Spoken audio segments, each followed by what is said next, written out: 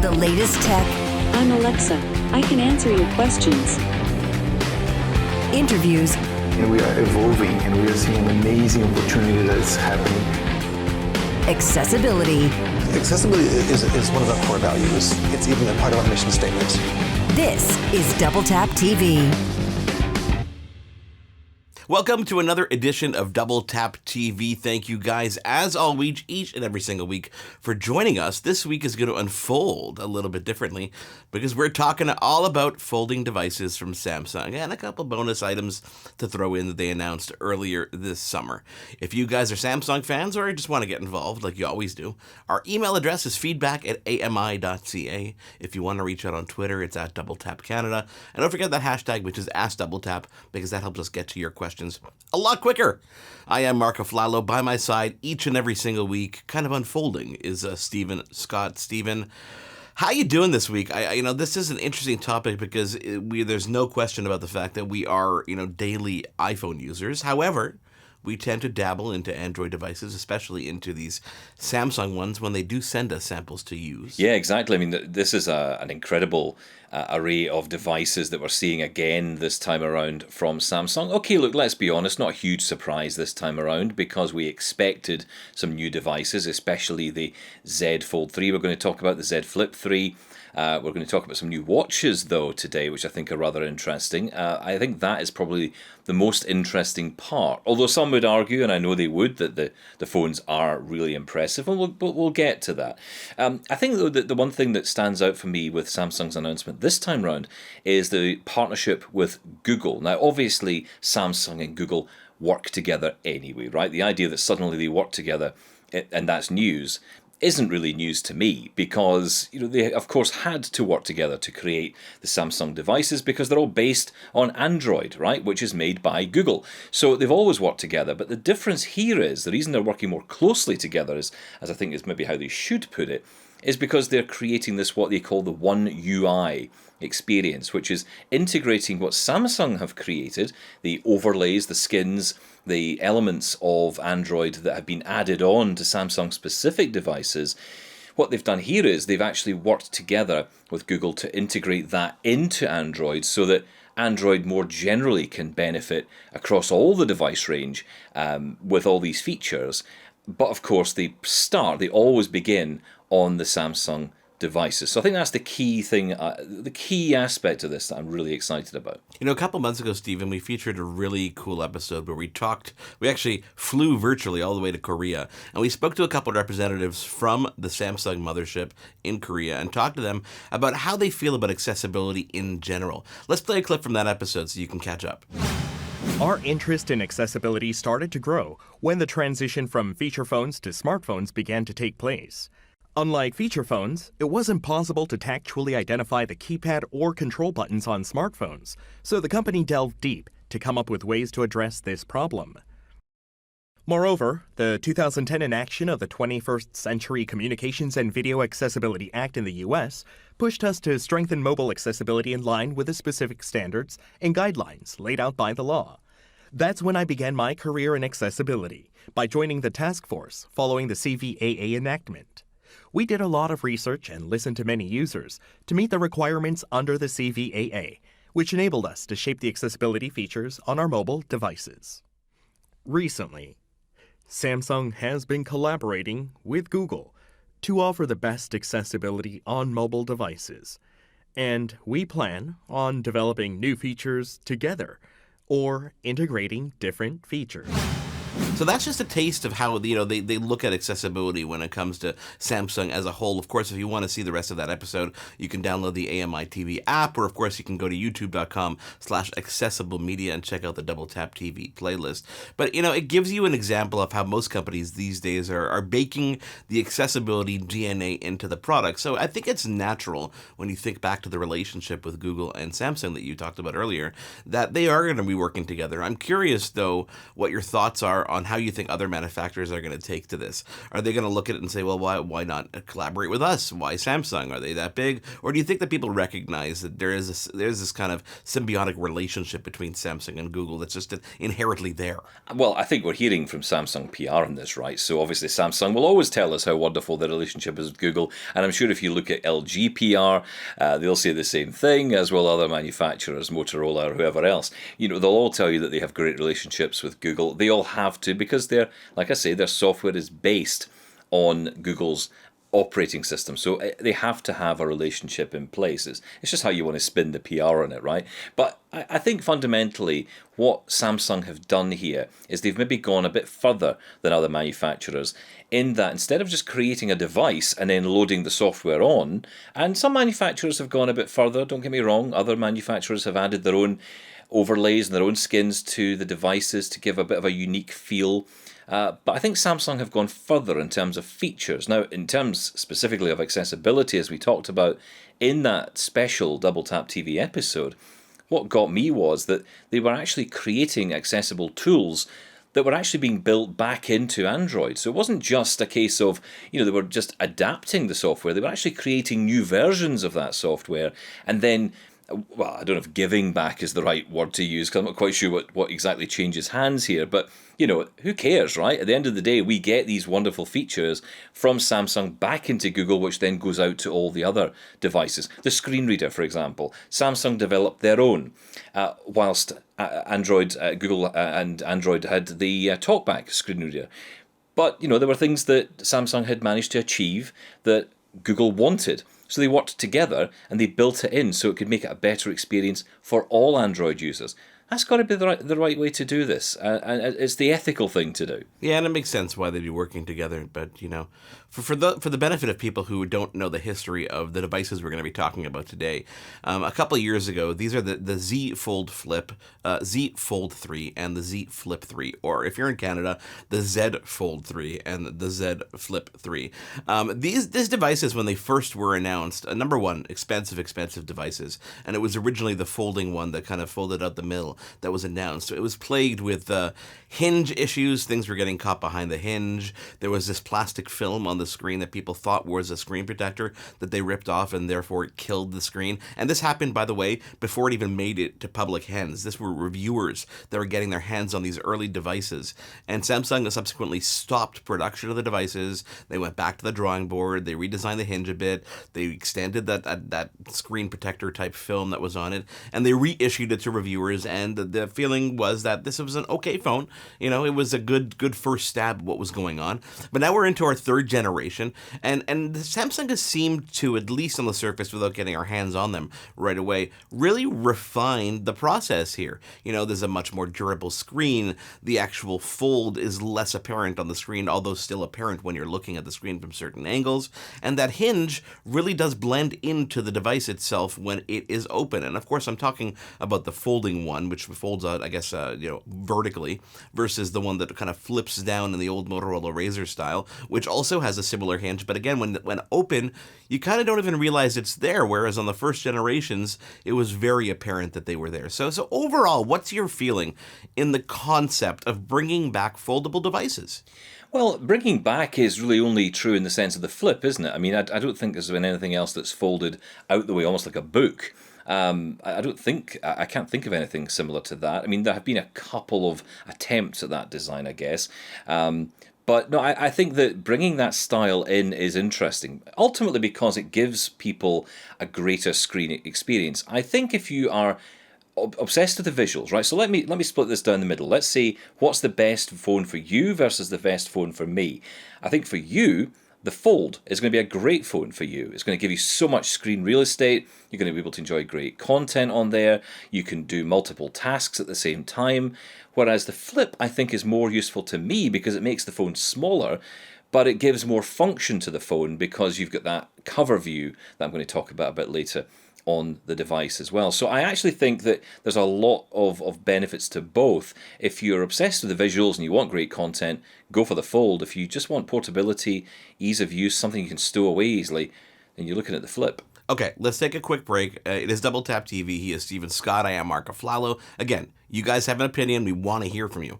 It is feedback@ami.ca. That's, of course, our email address. On Twitter, don't forget to follow us. It's at Double Tap Canada, and use that hashtag, which is AskDoubleTap. We're going to take a deep dive into these devices and let them unfold themselves. For more great Double Tap TV content, visit ami.ca/doubletap.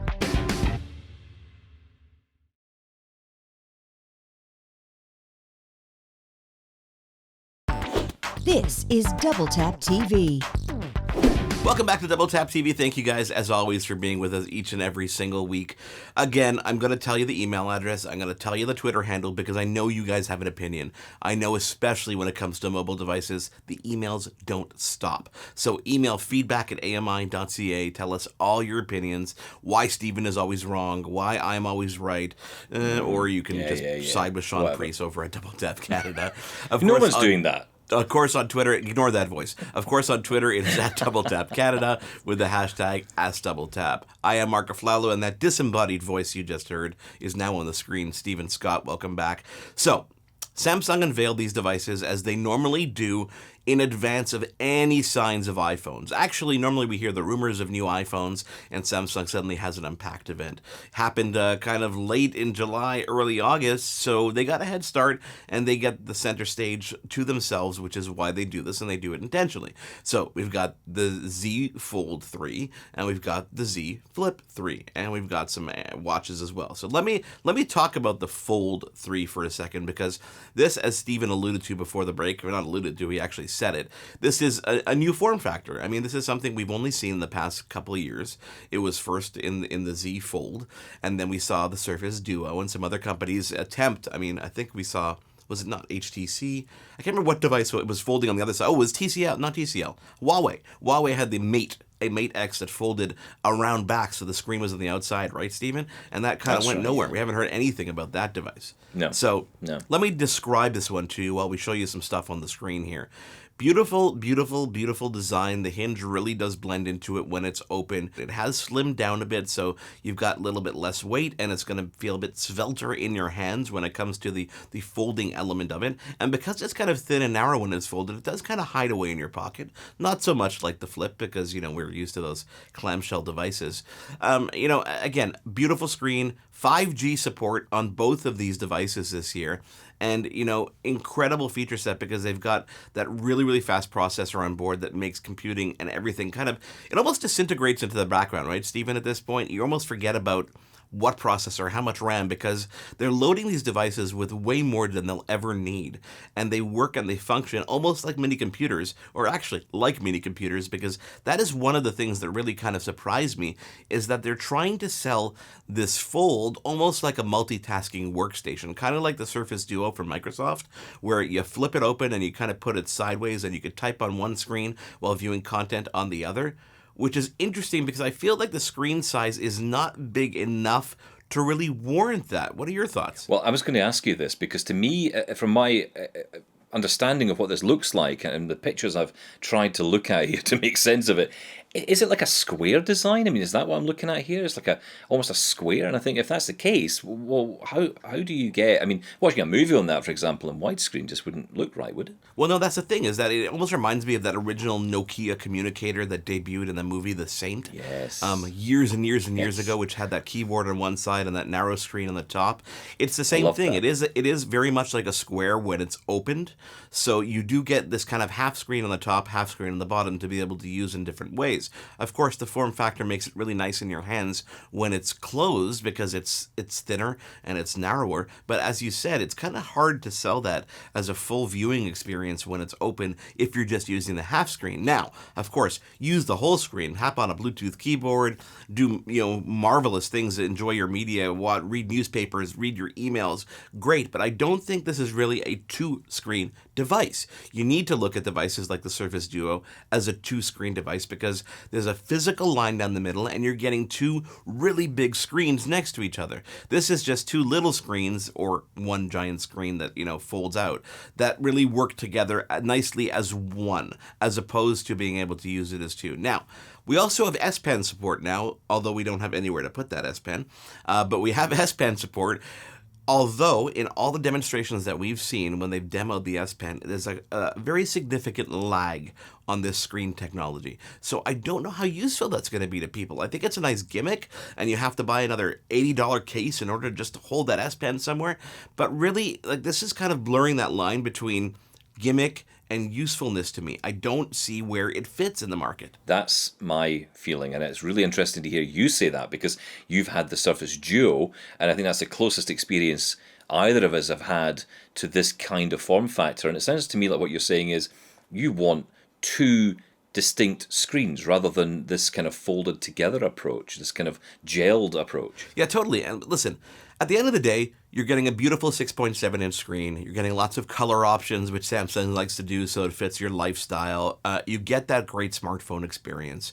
Whether you want to spend the money is an entirely different thing, because you're paying a high price tag for a phone like this. We're talking about, $1,500, $1,600, $1,700 Canadian when it hits the market. Obviously, you can find subsidies here and there, and it will go on sale. But is that the money you're going to shell out for a phone like this? Is it the feature that you're paying for, or is it the phone and the innards and the way you use it that you're paying for? This is what really has me torn. Now, this might change entirely when I get my hands on the device. I may hold it and say, oh my God, you know what? This is really, really cool. But I think I might actually opt for the folding device because it's more familiar to me. It brings me back to the Motorola Razrs and brings me back to those Motorola flip phones that you just flip open and suddenly you have your experience. And as you said earlier, portability.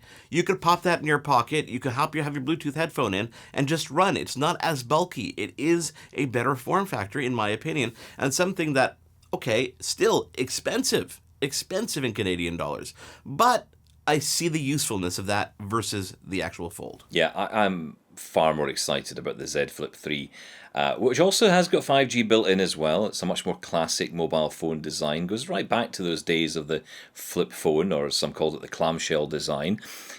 Let's talk through this, because the outside screen on the phone is called the cover view, which gives you lots of information without having to open up the phone. This is a really cool feature. The cover view on this new Z Flip 3 is around 4 times the size of its predecessor, and offers notifications and messages right there on the outside of the device. Now, once you get round to opening up the phone, you're presented with a beautiful 6.7-inch AMOLED screen and a powerful Snapdragon processors built in there to do all the hard work behind the scenes. Now, you also get the phone in a number of colours, including cream, lavender, green, phantom black, as well as grey, white, and light pink, exclusively from Samsung Direct. I know that is your favourite there, Mark. So that's how it looks, right? And I must say, the style and look of these phones do make them pretty awesome. Samsung know how to make smart and sexy looking devices, okay? No doubt at all. There are some nice features though, especially if you love taking pictures. You can take selfies hands-free using flex mode of the phone, which is where you can partially open the device and benefit from letting it stand up by itself or make it easier to hold, or you can keep the phone folded and take selfies that way. You can even take videos that way too by double-clicking the power key. But it's not just about pictures and videos. You can use the cover view to start a workout or change music tracks, while wearing, of course, your Samsung Galaxy Buds. And of course, the size will be the main attraction for guys who want a smart and easy, to use phone that fits in the jeans pocket, or for women who want to carry a small and light purse. Ideal for that. The phone is definitely all about the style and the specs inside, especially that bright and crisp AMOLED display with a 120Hz screen, meaning smooth scrolling through all your content, means it's got some substance too. As for price, you're talking $12,599 for the 128 gig model, or $13,299 for the 256 gig model. So definitely one to consider. It's still a high price for this device, Mark. Yeah, that's still a high price for these devices. Okay, we've talked phones. It's time to talk watches. Let's take a quick break here on Double Tap TV. He is Stephen Scott. I am Marc Aflalo, and you guys at home are anxiously anticipating us talking about these watches. So stick around. We'll be back in just a moment. For more great Double Tap TV content, visit ami.ca/doubletap.